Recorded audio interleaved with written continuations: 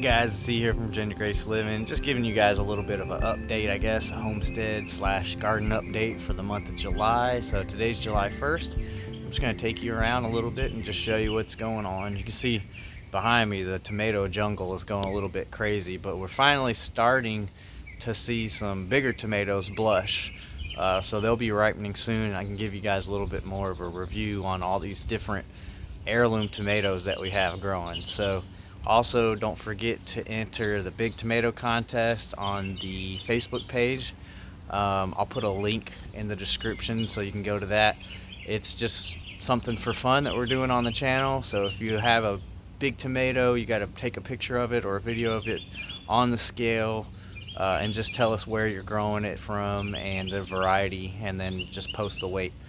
Just something for fun. But anyways, just to get to the video, we'll go ahead and show you some of the things we have growing and update you on the animals and everything. So we've been picking some okra here and there. This is some Louisiana green velvet, I believe. And then we have this orange, or I can't remember, it's like a Chinese crimson or orange type okra here. I think I have a good one over here I can show you. And we're picking a couple of these a day, so we're starting to get a little bit of production on these. Amber has been hounding me to make some pickled okra. She loves those, so as soon as I make a jar, I'm sure she'll eat the whole thing in one sitting and ask for another one, but that's all good. So we've been getting these okras. This is actually probably a decent size to pick for the pickling okra. So I pick these while they're smaller and tender for that pickling okra. It's good. Get a couple there. But yeah, so this is where we have the okra growing. I did plant some bush beans in some of these empty spots, and it looks like they're actually starting to come up. So that's good. We'll get a little production off of that. These little tomatoes here are actually suckers that I pulled off of some of these that I figured once these start fizzling out, these will get a little bigger and I can continue a little later harvest on these, and they're doing really well. So if you didn't know, you can propagate off of indeterminate tomatoes very easily by just pulling a sucker off. I can show you what a sucker looks like here. So a sucker, so this is like the main vine, right? And if you're coming up into a Y of two branches and you see this node right here coming out straight, it looks like a whole new tomato plant. You can pop that off, set it in some wet dirt, or you can set it in a cup of water. I just put it in a cup of potting soil and make sure to keep it moist. And eventually that'll set out roots all along the stem, and then you can plant that out. These are our black cherry tomatoes. They have been ripening up, and they're good. They're like a little miniature Cherokee purple almost, and they're very productive heirloom.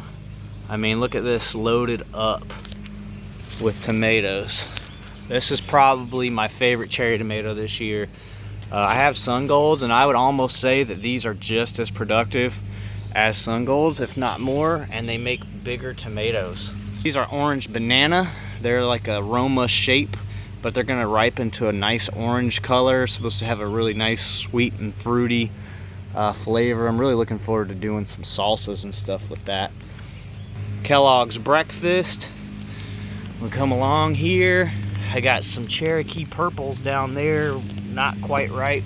And I believe these are pineapple tomatoes. They're very productive tomato, it looks like, on here. Some nice ones down here that haven't ripened yet.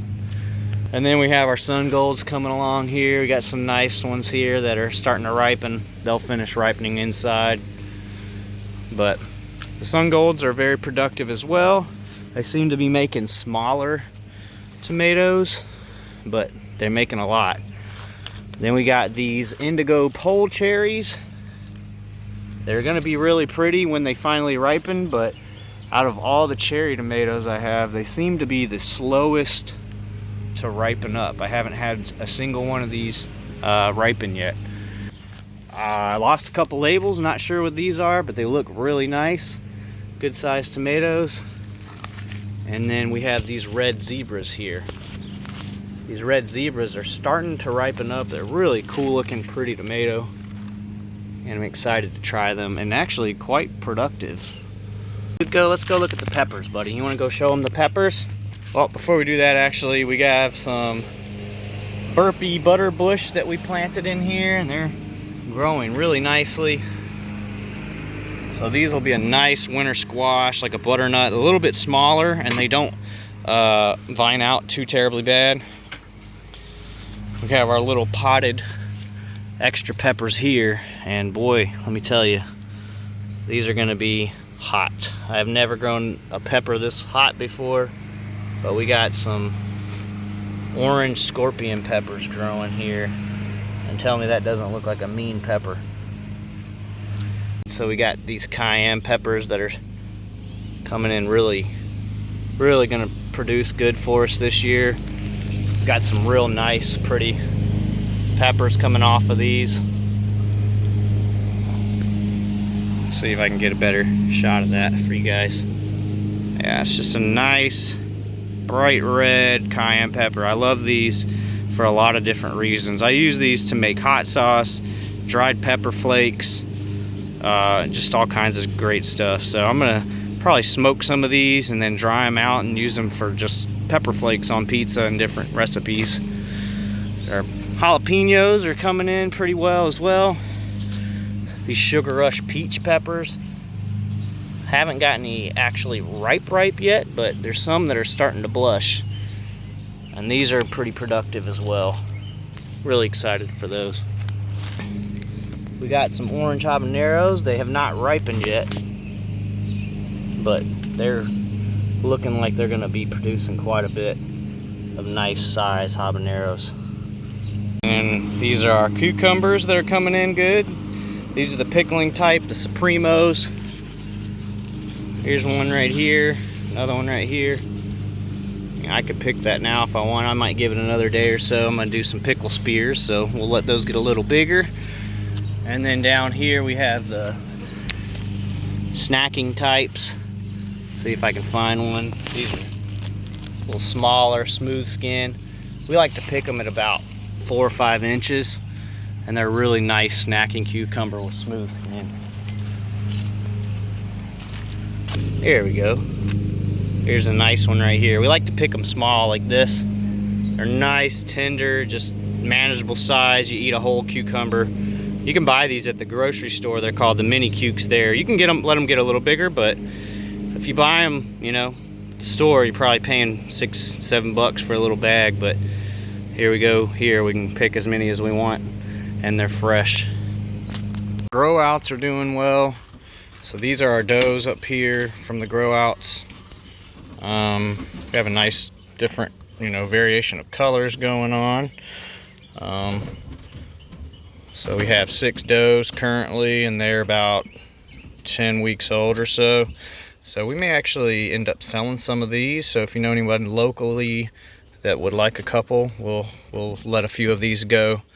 We have 4 bucks down here, and whatever we don't sell will be processed and put in the freezer for our family to eat. I'll show you the bucks down here.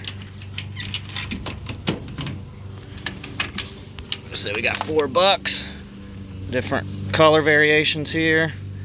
So we got a natural, I guess black and white here, and then kind of a natural mix with white, and then another black and white right there. And they're all pretty friendly. They some of them are a little bit skittish, and then some of them will let you or pet them anyhow. But they're all doing well, growing well. And this natural one is one of our bigger ones here. So, but yep, like I said, if you know anybody local to the Chesterfield area wants to buy a couple of rabbits and make some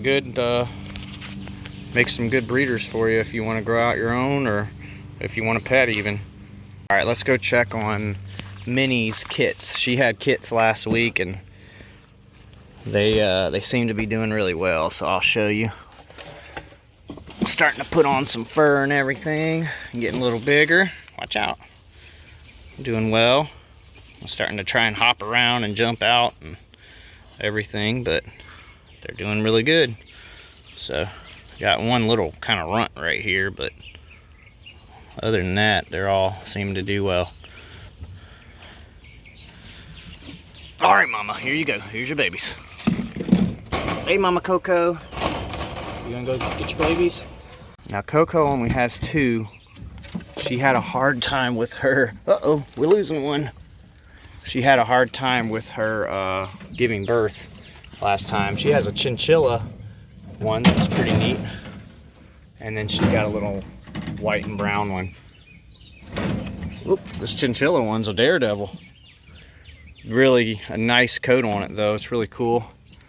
It's crazy how different colors you can get from these rabbits and the different traits they have, you know, and different genes I guess they have hidden that you don't even know about. So that is Coco's babies, and she bred with Mr. Whiskers over here. I'll go see him real quick. Hey, Mr. Whiskers. He's our buddy. He loves to have get pets in the morning, don't you, Mr. Whiskers? So he's our buck. He's a good daddy. He does a good job. We got our laying flock all around, digging and scratching in the compost and turning it for us. Hey, Lucy. Got Lucy and Bertha and Elsa there. What do you think this morning? Bertha's always investigating the camera. Probably have some laying in here right now. We'll see. Oh, yep. Hello, good morning, ladies. Sorry, get back to your business. Last video, this row had potatoes. We pulled those up and planted our pumpkins out, and they look a little puny right now, but give them a couple weeks and they'll be overtaking this plot. Planted some extra seeds to fill in the gaps too. And then we step over here. Our watermelon are finally starting to branch out. I thought it was going to take forever, and once they started, they're starting to kind of branch out, so that's good. We got 2 different watermelons here. We got Leelanau, which is a orange flesh, and then we have Sugar Baby back here, which is red, smaller watermelon. And then our green beans are finally starting to put on some green beans here, so we'll be picking these here soon and doing some canning probably. And then last but not least, our cantaloupe row right here. We got a little row of cantaloupes, and they're starting to vine out and everything. So hopefully we'll see some little baby fruits on these soon. Right now all I see is a bunch of male flowers.